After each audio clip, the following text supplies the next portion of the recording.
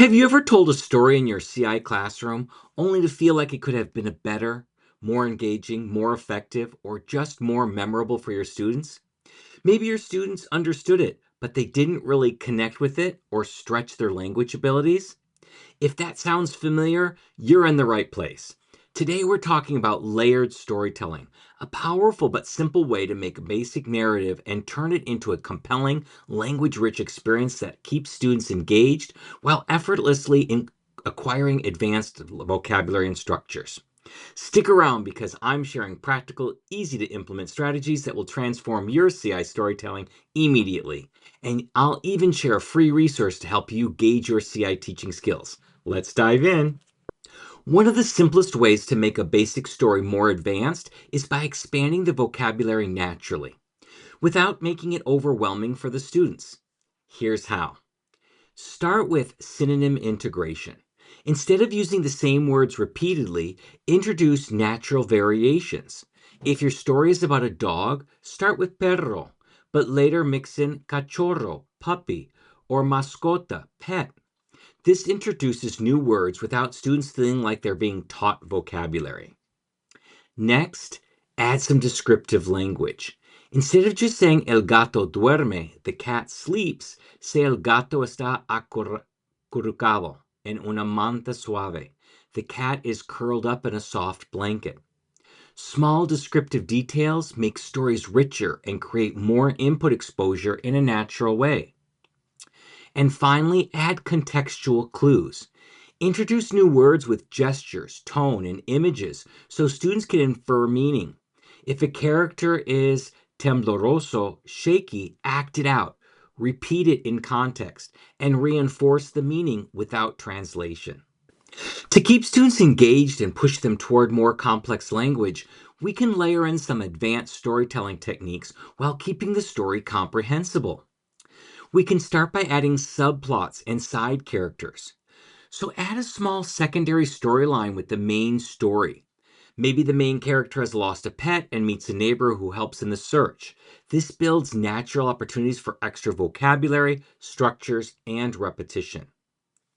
You can also add flashbacks and foreshadowing, using gestures, images, and tone to signal past and future events, adding suspense and keeping students tuned in. Try saying, pero no sabía lo que iba a pasar, but he didn't know what was going to happen, and watch your students lean in with curiosity. Or third, add multiple perspectives. Have characters tell the same story from different viewpoints. This keeps things fresh while reinforcing key structures and vocabulary in a new way. Ask students, how would the story change if the villain told it? Before we get into our final storytelling technique, I have a free resource for you. If you want to improve your CI teaching, take my CI proficiency quiz at mm.us/CI quiz. It's a quick and fun way to assess your current strengths and get actionable tips to level up your comprehensible input strategies. Check it out.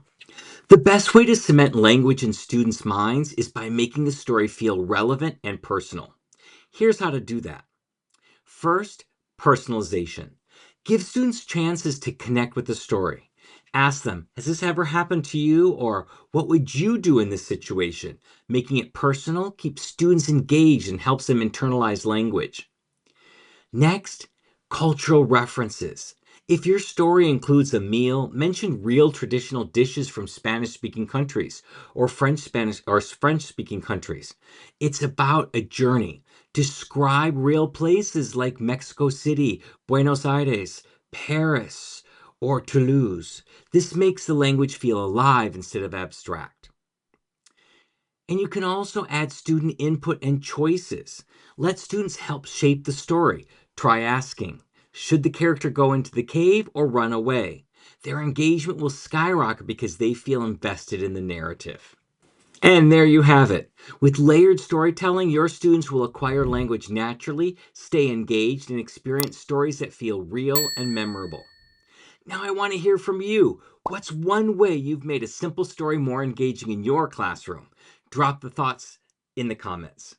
And if you're serious about making your CI storytelling even stronger, watch this next video, Comprehensible Input, the top 5 mistakes you're probably making.